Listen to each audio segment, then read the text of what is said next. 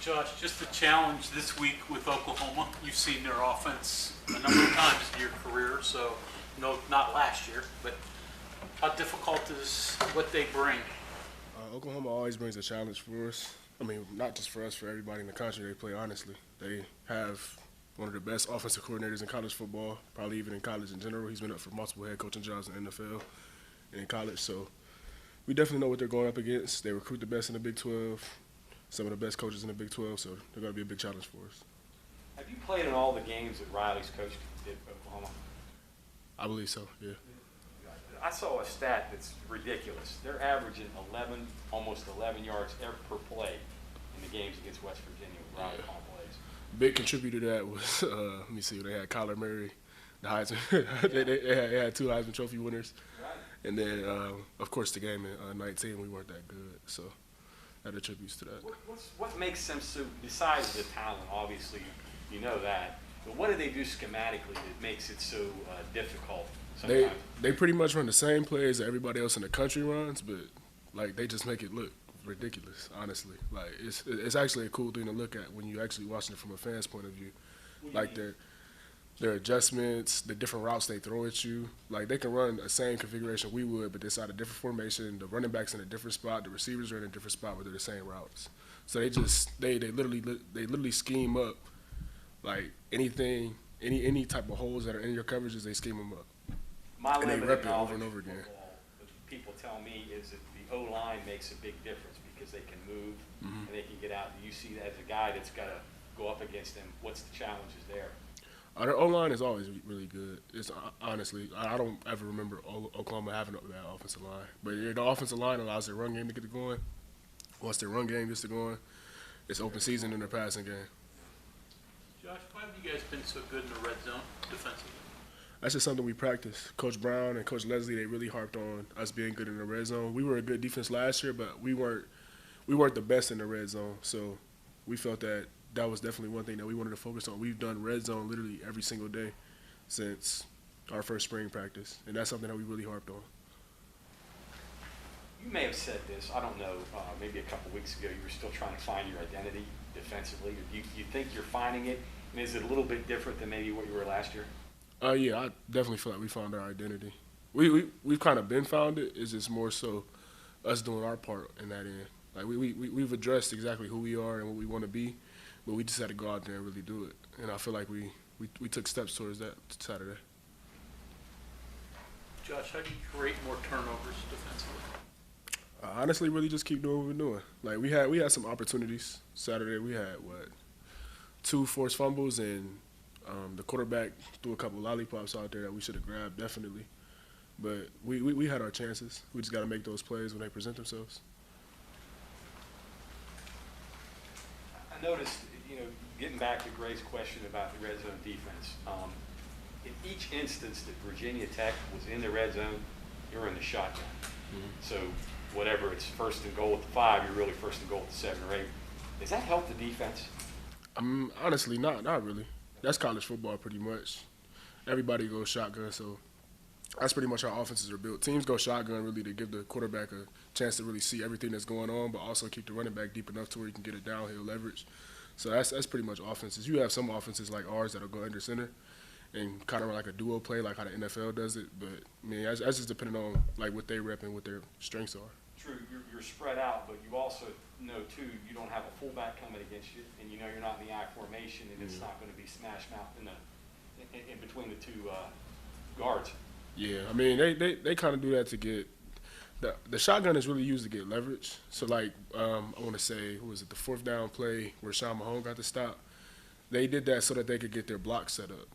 Like kind of similar to what the Ravens do with Lamar Jackson. The same play they just did Sunday night, where he kind of caught the ball, sat back, let his blocks develop, and then went ahead in a under center formation. You really can't let those blocks develop like that. You had 2 pretty good players transfer out of secondary from last year. Mm-hmm. How much of that is made up by Jackie Matthews? He seems to be everywhere. Jackie is definitely coming into his own. Jackie wasn't able to play last year due to some personal reasons and different things that he had to get together. But honestly, he's made the best of his opportunity. Jackie's one of the hardest working players I've ever seen. He understands that last year he had a chance to be able to play and things didn't go his way, so he used that as fuel for his fire. So this entire offseason, he literally changed everything he did, came in, worked every single day, and now he's getting his chance to play, and he's taking advantage of it. Goes through your mind when you see a guy like Bartlett out there doing what he did Saturday, all those sacks and how coming off the edge there and doing the things that he did. Shoot, honestly, just proud. I've known Bartlett since he got here. I hosted him for his first visit, so I've known him since he was since he was a senior in high school. But really, just proud. Like the steps he's taken and the leaps he's taken to really come together and actually grow to be the football player you see today is actually like amazing, honestly. Seems like they simplified some things and they just said, okay, straight rush.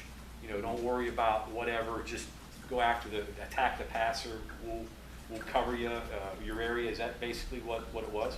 Yeah, we have that in our scheme built for a lot of players, honestly. We have some stuff like that built for me, the wheel linebacker, the bandit, which he plays, our spear. Like we kind of have those cover me's where we kind of just let guys go do what they're best at or go do what they can really help us with that play.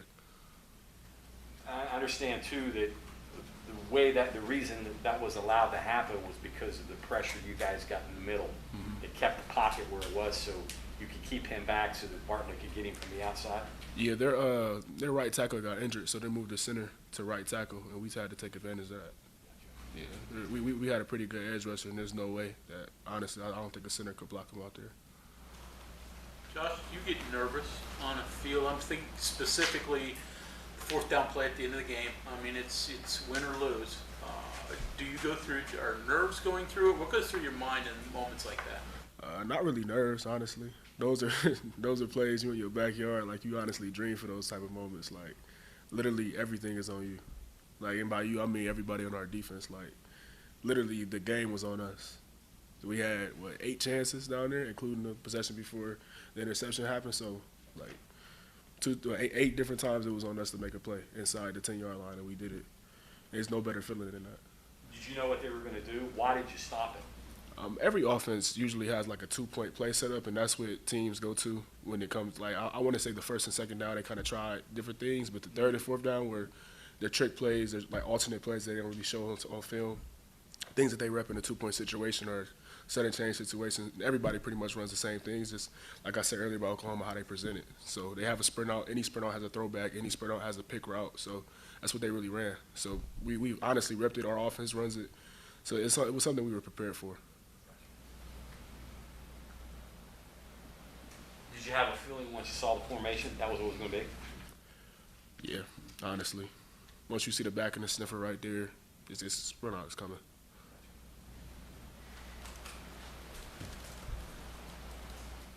Any other things for Josh? I got one more. Rattler. You had. Let's see. You didn't face him. So this is the first time. I played similar to what you're going to see from the Maryland quarterback, as opposed to what you saw last week from what he's going to do, where he's going to try to move around and keep his eyes downfield. I mean, yeah, definitely. He's a talented quarterback for a reason. He's up for the Heisman for a reason. Extremely talented, good arm, great vision, can run, can pretty much do everything at the quarterback position. So it'll be similar to Maryland, but I'm not going to act like Tulia is a #1 draft pick like he is. Yeah. So it's definitely going to be a different dynamic. Josh, their formation, how they mix it up to run same stuff, different looks. How do they use the tight ends and H-backs to accomplish that? They definitely add a different dynamic. That's one thing that separates OU from everybody is what that position does for them. That's not just a traditional tight end. It's not just a traditional fullback. It's not even a traditional running back. It's a mix of literally everything, and they also are typically good receivers. So that adds a different dynamic. You can't read them as a regular sniffer because they're always a passing threat. Everything's an RPO. Everything's an option for them. So you never know when he's included or when he's not, especially the different bodies that they have recruited these last couple of years, where sometimes they'll even use a backup running back in those situations to try to get them on the field. Sounds like you've been studying up on that. Yeah. Any cues? You said what? Any cues that you've noticed so far? They're a talented offense. They pretty much do a lot of things to protect themselves with cues and stuff. It's only been 3 games, so it's not really many tendencies we can go off of that we can kind of hammer home. They're a different team than last year, so they obviously correct things that they do in the offseason. So we can look at the tape offseason, but at the same time, we didn't play them, so we can't really judge their cues correctly because they never showed them against us. So honestly, it's not going into a game blind, but we haven't seen that offense in 2 years.